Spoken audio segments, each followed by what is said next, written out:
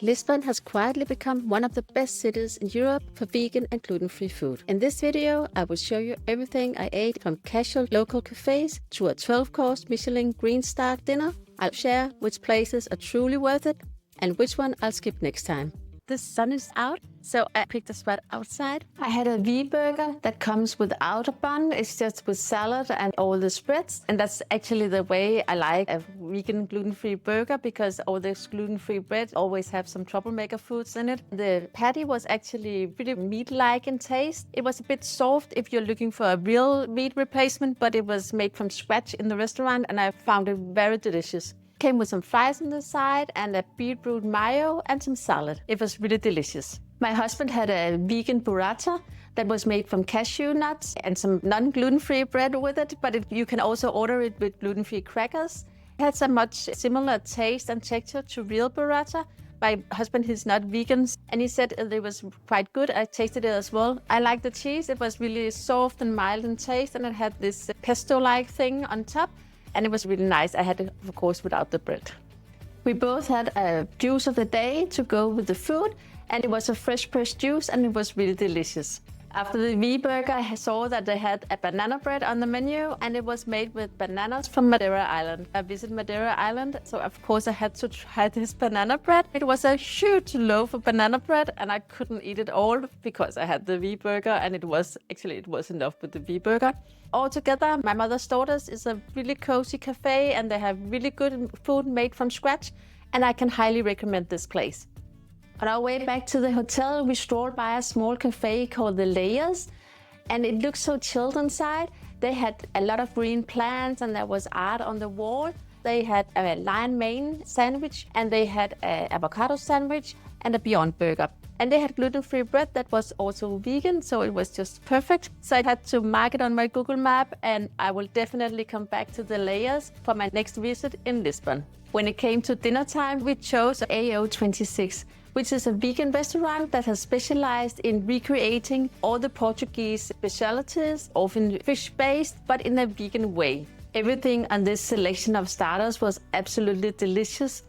The octopus, the cuttlefish, and the sardines was my favorites, while my husband enjoyed the chorizo the most. It really nailed the texture and the taste of the chorizo. While my husband had the ravioli, which was not gluten-free, so I couldn't taste it, I had two desserts: the orange cardamom creme brulee and the hazelnut chocolate mousse. And they were delicious. My husband, he's a really foodie, and he tasted the creme brulee, and he said they really nailed the texture, and the crunch of the hazelnut made a perfect balance between the soft mousse and this crunchy stuff on top. I can really recommend both desserts. The AO26 was a great possibility for vegan people to try some of the traditional Portuguese dishes, which is often made with fish and meat. And because they make everything from scratch in the restaurant, food is much closer to nature than store-bought meat replacements. If you're enjoying this video, please give it a thumbs up so the information can spread to more plant-based gluten-free travelers and ease their way through Lisbon's restaurants and cafes. On our way through Lisbon streets, we came across a juice bar called the Fruit Shop. They make their juices only from fresh fruits. There's no oil or sugar or other additives added, and they make some really delicious juices. My husband had an aphrodisiac juice. It was with watermelon, pineapple, mango, ginger, and coconut. And I had an hydration juice. It was watermelon, cucumber, pineapple, and mint. They tasted really good, and they were big in size, and it was only €5 each.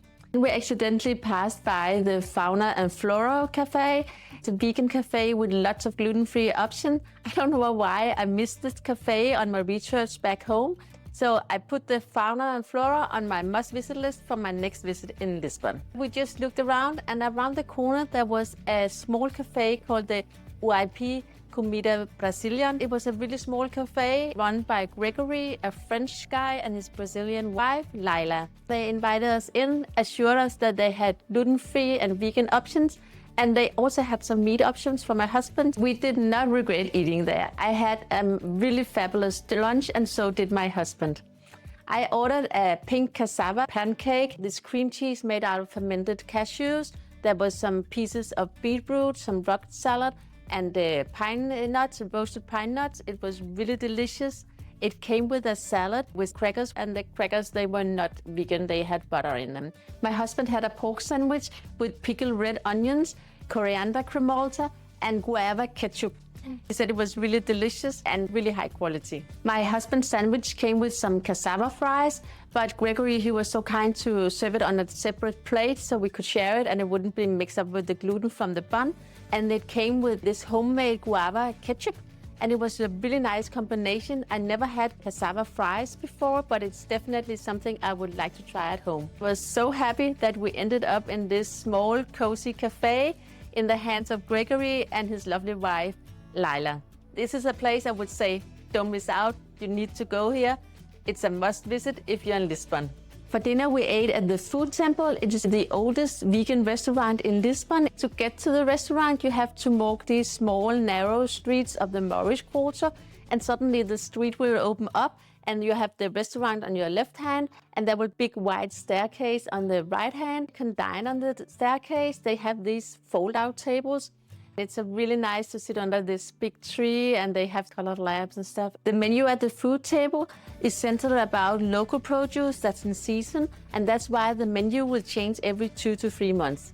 For 30 euros, you can get a tasting menu, and it will give you a variety of flavors in one meal. We didn't go with the tasting menu. We decided to have a starter set. Included a dip made of chickpeas, spinach, turmeric, and pink pepper. Mushroom mozzarella mixed with small pieces of tomato, basil. It was really nice. Well, we couldn't help to compare it with the burrata cheese we had at my mother's daughter's, which was really mild in taste. And this was more flavors. We preferred this one over the other one. The last starter was palm heart sauteed with onions and herbs, and everything on the starter board was really nice. I can highly recommend to pick the starter board. If you cannot pick one starter, then just go for the 3 of them. It was really delicious. There was 3 main dishes on the menu that was gluten-free and of course vegan. And we decided to share these 3 main dishes so I could try all of them. The first dish was polenta with an eggplant cream with small cubes of bell peppers and palm heart and a smoked olive oil. It was a really delicious polenta. I never had such a good polenta. It was creamy, smooth, velvety texture, and you could taste the corn in it, and it complemented so nice with the eggplant cream. A green risotto with fresh peas, mint, and mushrooms sauteed in vegan butter. It was a very light risotto compared to ordinary risotto made with vegan cheese. It's much more fresh, and I like it this way. It was a very delightful dish. There was a dish that really topped it all, and it was the leek and strawberry barbecue. It came on a sweet potato puree, and the roasted leeks, they were covered in a crispy gratin made out of a smoked tofu. And there was roasted cauliflowers, roasted almonds, and this very delicious strawberry barbecue sauce. All the desserts on the menu were gluten-free, so of course we have to share a dessert platter where we got a bit of all the free desserts. Sweet potato brownie with salted peanut caramel, a raw cake with a creamy texture of lemon and lavender, and a guava bite, which was crispy rice bites with guava cheese and guava mint jelly. All the desserts was very delicious, and we enjoyed it with a shared pot of lemon balm tea. My husband and I, we agreed that everything we ate at the food temple was very delicious, so we can highly recommend you go there and, well, hang out with the locals. Please help other travelers by sharing your recommendation for gluten-free and plant-based restaurants in Lisbon by commenting below this video. And who knows, maybe I'll visit as well the next time I'm in Lisbon. For lunch, we went to the Legumi Sushi Vegan. We had the big sushi boat, and it was made in a gluten-free version, so I could eat everything on the boat. Everything on the sushi boat was very delicious. There was a lot of different tastes, much more than you can imagine, just made out of vegetables. And the vegan salmon, it was very impressive. My husband, he was very impressed too. He said that it was really close to the sushi salmon he usually gets. And it was served with gluten-free soy sauce, so everything was just perfect. We can highly recommend the Legumi Sushi Vegan. We are very picky with our sushi rice and the taste and the texture of it. But the Legumi Sushi Vegan, they absolutely nailed it. You won't be disappointed. Another cafe for my must-visit list is the Pequeno Café in Bistro. It's a vegan cafe founded by 3 friends back in the year of 2020. They serve solid meals based on the nature and the flavors of the vegetables. And the Pequeno Café Bistro also have a wide range of different cookies and bakery that's vegan. Definitely check out the Pequeno Café Bistro. Before we had a late plane home, so we had the possibility to treat ourselves with some more vegan and gluten-free food. And we decided to have lunch at the Therapist. It's a place that offers therapy and detox programs, and they also have restaurants. It's a vegetarian restaurant, and they offer a lot of vegan and gluten-free options, so it was a perfect spot for us to eat. My husband went for the plant-based burger, and I had the pad thai. Because I actually never had pad thai in a restaurant, I only made it at home. The pad thai, of course, came with rice noodles, and there was carrot, red cabbage, broccoli, bean sprout, and peanuts. And everything was tossed in this yellow miso sauce. It was very delicious, and it was topped with fresh coriander, fresh chives, and fresh chili. At first, I was a bit disappointed that there was so few vegetables. It actually turned out to be quite the right amount for the rice noodles. The taste of the pad thai was quite mild, so I chopped up the chili on the top and mixed it in, and it just gave the right amount of spiciness to the dish, and I really enjoyed this meal. I actually enjoyed the pad thai so much that I ordered a takeaway curry for the flight home, because I knew when I got to the airport there would only be fruit that I could eat, and I need a little more than fruit for dinner, so that's why I ordered the curry. It was a pumpkin-based curry sauce with broccoli, and it came with whole grain rice, and on the side there was this crumbled, crusty thing that was really delicious. It has a Portuguese name, I will not try to pronounce it, but it was really nice. The flavor of the dish was delicious, balanced out this curry sauce. I really enjoyed it, and the whole grain rice was just a nice touch to it. For an extra €3, I could add some protein, the lentil no meatballs, and they were really delicious. In the menu, they are not marked gluten-free, but I checked with the staff and they assured me that they were gluten-free. The no lentil meatballs, they were quite firm in the consistency. They were really close to meatballs actually, and they had a bit of a crust on the outside. They had a good taste, and it was a really nice complement to the curry dish. After the LX factory, we had an ice cream at No Solo Italia, an Italian restaurant. I chose a lemon ice cream, and my husband had a mango ice cream. And they were really delicious. The Italian ice cream is always delicious. I asked if they were gluten-free and vegan, and I said they were gluten-free, of course, but they couldn't assure that it wasn't, well, traces of milk in it, because they used to scoop for all the ice cream, of course, to rinse it, but it's not good enough if you're allergic. Close to dinner time, and I was actually quite hungry, so I ate the curry that was planned for the flight, so I needed some food for the plane ride. There was 2 options close to the hotel. There was the Green Affair, which is a vegetarian restaurant, and the Vitaminas Garrett, which is a salad bar where you mix your own salad. The Green Affair is a vegan restaurant with a few gluten-free options marked at the menu card. They had a lot of burgers, and I thought, oh, I can have it without the bun, and then it will be gluten-free. But I looked into it, and all the patties from the vegetarian butcher, they are not gluten-free, they contain wheat. But they have a seasonal soup and a risotto with mushrooms, and they have 2 desserts that looks really nice that's also gluten-free. Even though I really loved to try the Green Affair, I decided to go with something light and chose a salad from the Vitaminas Garrett. It's a place where you mix your own salad, and you can choose from all these different kinds at the counter. There wasn't a lot of options if you wanted to go raw and don't have meat or gluten or fermented stuff. But I managed to mix a salad with a base of lettuce, cucumbers, onions, tomatoes, and avocado. It was a really nice salad, and I topped it with the 2 lentil meatballs I had left over from the Therapist curry. It was a really pleasant meal for the flight home. On the screen is a vegetarian restaurant with several locations throughout Lisbon. And it's a place that's always mentioned when it comes to plant-based food in Lisbon. To be honest, I was a bit disappointed because it had almost none gluten-free dishes, but I managed to find a vegetable soup, a sukasha, I think it's pronounced, and it was quite delicious. I had it without the egg, which it normally comes with, but it was a really delicious dish with a Mexican flavor, but not spicy hot at any point.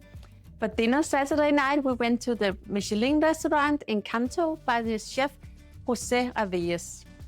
I hope I pronounced it right. There's only one menu at the Encanto. It's a fixed menu of 12 moments. That's what they call it themselves. I would call it 12 tributes to vegetables and fruit because it was really marvelous to have this dinner experience. Let me take you along and show you what I ate at the restaurant. My husband, he had an 8-course wine pairing with exclusively Portuguese wines. Each wine was presented with an anecdote or a story about the wine, and it just made the experience even more intriguing. I don't drink alcohol, so I had a non-alcohol pairing of 8 glasses of various juices and teas to accompany the food. I have had juice menus in the past at other restaurants, but I would say that this non-alcohol pairing at Encanto just took the non-alcohol thing to a new level. Some of the juices matches the vegetables in the food, and I think it was just a, genius touch. To accompany the first 2 moments, or servings if you like, I had a drink of fermented chamomile. The first dish was a gold egg of hummus. Yes, you heard me right. It was gold on the outside, and inside it had this very velvet, smooth hummus, and it melted in your mouth. It was really delicious. It was served with crackers of seeds and flowers and some olive. A very nice dish. The next moment was a tribute to the peas, and it was served on these dry pea shells that kind of set the scenery. It was a boat that looked like a pea shell, but it was actually made out of pea juice, and it was served with fresh peas and green almonds, and it was served with a bouquet of flowers that was also eatable. The next moment was a celebration of the celery egg. Every part of the vegetable was used in this dish, and it was just really good in taste. I really like the celery egg. The celery egg is not the same as the celery we use for celery juice. It's a different vegetables where the root is the main part of the vegetable. And it has a green top that kind of looks like celery, but it's smaller and it's more bitter. And for this, I had a drink of jasmine tea with orange zest and water from fermented rice. The next 2 servings was a tribute to the asparagus. First the green asparagus and then the white asparagus. The green asparagus was sliced very thinly. It was served on a stone, and when you lifted up the pancake, there was actually a hole in the stone with the sauce to dip the pancake in. It was really delicious. We both enjoyed it, and it came with a juice of white asparagus. The white asparagus was served on poncho, which is a thick lemon soy sauce. The small broom on the sides was to wipe your plate clean with, because the sauce and the soup and everything, it was just so delicious. So you want to lick your plate, but of course you cannot do that in a restaurant. So they provided you with a broom to wipe the plate clean. The broom was eatable as well. It was leafy green and the handle was seaweed. The next moment was a tribute to the fava bean. It was a thick paste of fava bean, onions and wild garlic. And in the paste there was fresh fava beans, and on the side there was fresh lettuce. To accompany the fava bean paste, there was a toasted bread. Of course, mine was gluten-free, and it was served on a block of burnt wood. The drink was a juice made out of turnip greens with homemade ginger beer. And as all the other juices or non-alcohol drinks I had for all the small dishes, it was just a really nice compliment to this dish especially. And it just took the whole experience to an even higher level. The food in itself is just an amazing experience, accompanied with all these drinks that made to pair all the flavors in the food. It's just amazing. So if you go there, please treat yourself to have a non-alcohol pairing as well, because it just makes it a whole. The next moment was a tribute to the beetroot. It was grilled beetroot, kind of like a steak, and it was served with this very flavor-packed, deep in flavor sauce and beetroot leaves. And it was served with a juice of blackberry, beetroot, and cumin. The 8th moment was a tribute to wild mushrooms, and they were served with Carolina rice, which is a native Portuguese rice, parsley and pears, with an intense sauce of mushroom flavors as well. And there was morels, and there was mushroom clams made out of king oyster mushrooms. It was a very delicious dish, and it was paired up with a pear juice with truffle on the top. The next moment was a celebration of the leek. It was one big ravioli filled with delicate leek stew, came with a vegetable truffle-based sauce, and there was cooked leaves of the leek on top. And it came with a drink of fermented pear juice. It was really delicious. Then for a tribute for the pear. The vegetarian version of this dish is a small shell with the cheese inside, the Serra Estrela cheese, which is Portuguese cheese. It's very famous. But of course, I had a vegan version of this. And in this shell, they actually made a paste of special kind of rice and lemon to give this cheesy texture and the same kind of umami flavor that cheese has. The flavors and the texture, the hard shell and the soft cheese and the pears on the top, it was just a supreme combination, like a small bite of heaven. And it was served on all these small tricks that made it look like a bird nest, just a really nice ice candy that took the whole experience of the meal to the next level. Next up was the desserts. And yes, there was more than one dessert. There was actually 3 desserts. The first one was a tribute to the strawberries. It might look like a porridge, but it's not. It's actually a thin crust of red strawberry and rice. And you crack it open, and underneath there was fresh strawberries and the green strawberry ice cream. It was a very delicious dish. Along with this, I had a juice of rhubarb and strawberries, of course. The next dessert was a combination of lemon, chocolate, and pine nuts. To be honest, I actually forgot if it was ice cream or if it was a mousse, the chocolate, but it was very delicious. And as an extra treat, there was a moment number 13. It was a small stone made out of carob and almonds, served in eatable flowers. And there was a mini muffin with rhubarb gel and eel flour. We arrived at the Encanto restaurant at 7 o'clock, and we actually finished at 11:30. So it was 4.5 hours of just amazing dining, flavor explosions, and it was just the environment, everything. The restaurant was so pretty and the food was just amazing. So if you have the finances for it, I can definitely recommend that you go for the Encanto. Make sure to book a table because there's only 40 seats in the restaurant and it was packed when we were there. Every table was filled. Make a reservation if you want to treat yourself with a very special restaurant treat. Watch this video next, where I let you into the most budget-friendly and diet-safe way to travel. Until next time, stay healthy and take care.